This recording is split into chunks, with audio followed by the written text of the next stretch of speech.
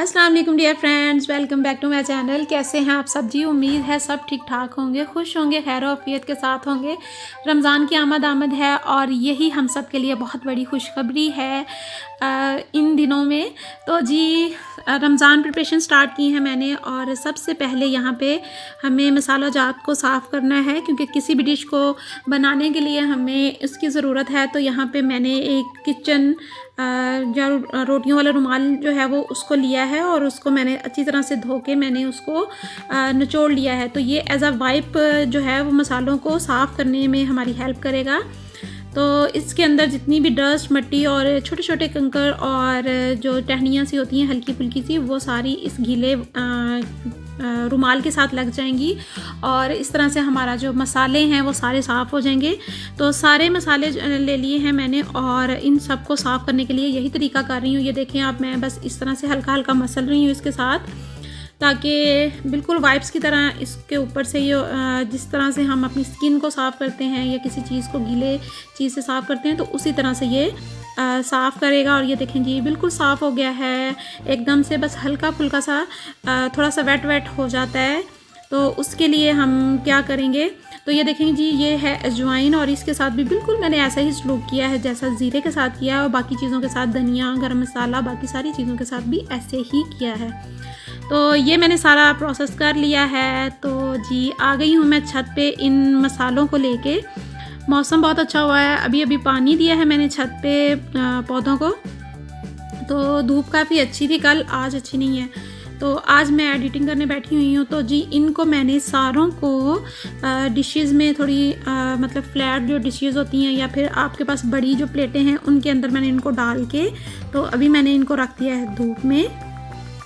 और ये थोड़ा सा धनिया जो है ले लिया है, और इसको मैंने हाथ पे थोड़ा सा क्रश किया है। इसको मैं ग्रो करूँगी। यही दुनिया के बीज से जो है धनिया, जो सब्ज़ वाला धनिया है, उसी को उगाया जाता है। तो यहाँ पे मेरे पास एक बास्केट खाली हुई थी, इसके अंदर लगा हुआ था, ये देखें, ये सैलेड।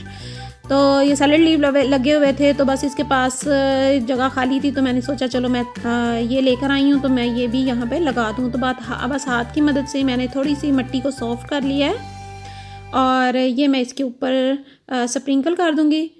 तो इनको हाफ़ करना ज़रूरी होता है। ये देखें, जिस तरह से दो धनिया होती है ना, इसको हाथ पे थोड़ा सा मसलें तो ये 2 पीस में हो जाती है। तो 2 पीस के अंदर से ये बीज जो है वो जल्दी स्प्राउट करता है। तो ये वाला मैंने लगा दिया है यहाँ पे, और इसके ऊपर मैं थोड़ी सी और मिट्टी जो है वो स्प्रिंकल कर दूँगी, ताकि ये जितने भी बीज हैं ये छुप जाएँ। तो ये मैंने कर दी है, और बस मैं इसको वाटरिंग करूँगी, और ये कुछ ही दिनों में धनिया निकल आएगा, और ये इस्तेमाल करने के काबिल हो जाएगा इंशाल्लाह। रमज़ान में 8-10 दिन लग जाते हैं इसको निकलने में, और 8-10 दिन के अंदर जो है वो थोड़ा काफ़ी 3-4 इंच का हो जाता है। तो ये देखें, रेड सैलेड लीव्स जो हैं वो अभी भी चल रहे हैं, और ये ग्रीन वाले भी अभी चल रहे हैं। और ये जो हैं ये हैं जी ब्रिंजल, बैंगन पकौड़े बनाने के काम आएंगे। तो इन पे भी फ्लावरिंग जो है वो बहुत ही अच्छी से स्टार्ट हो गई है। तो इंशाल्लाह ये रमज़ान में मुझे मतलब मेरे घर के अपने ऑर्गेनिक जो हैं वो ब्रिंजल रेडी होंगे पकौड़ों के लिए।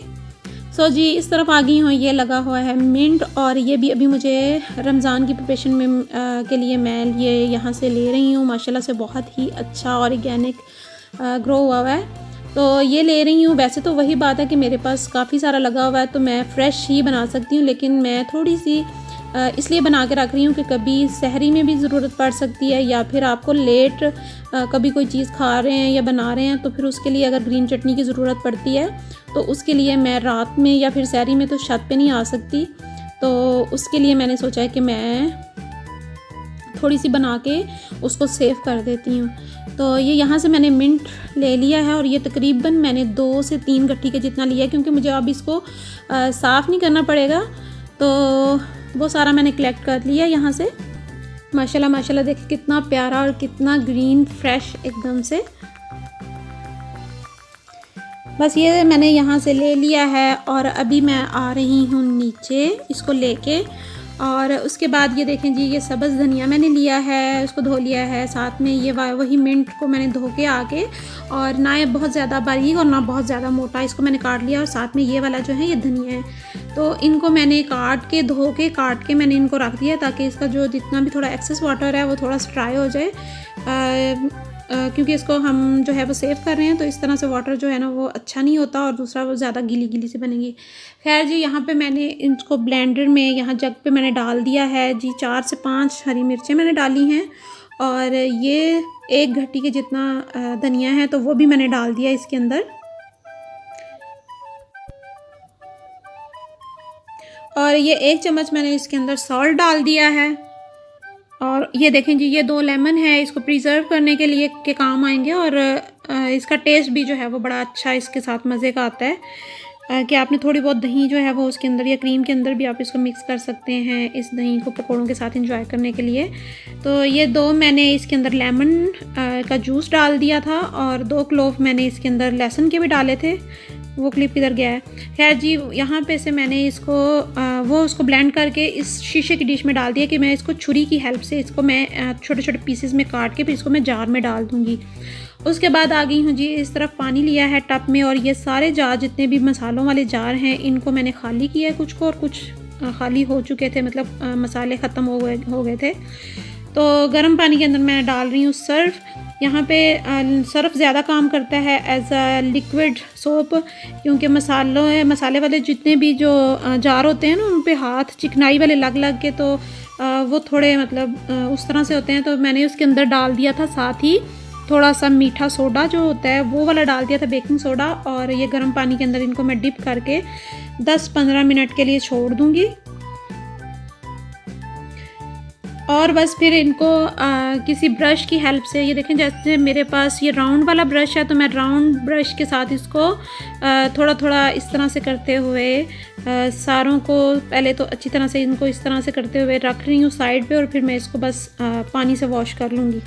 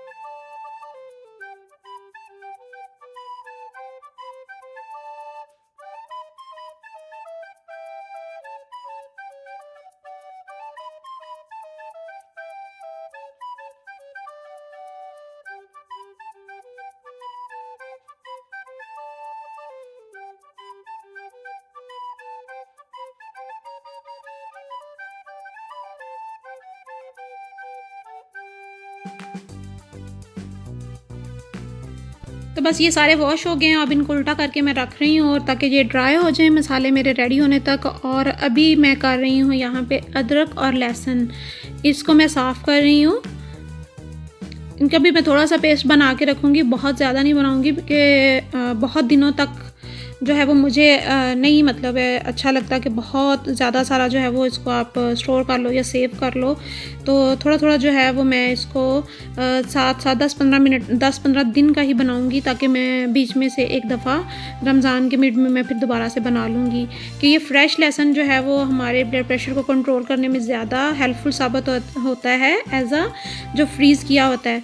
तो बस ये मैं यहाँ पे ये साफ़ कर रही हूँ और बड़े ही बहुत ज़्यादा सारे हम लाइफ हैक्स देखते हैं ये लहसुन को साफ़ करने में, कोई भी मुझे आज तक हेल्पफुल मेरे लिए तो नहीं साबित हुआ, मे भी शायद लोगों के लिए होता होगा। तो ये सारे मैंने कर लिया है, लहसुन साफ़ कर लिया है और इसकी यानी कि इसको पील ऑफ कर लिया है और इसके साथ ही मैंने ये जिंजर भी कर लिया है।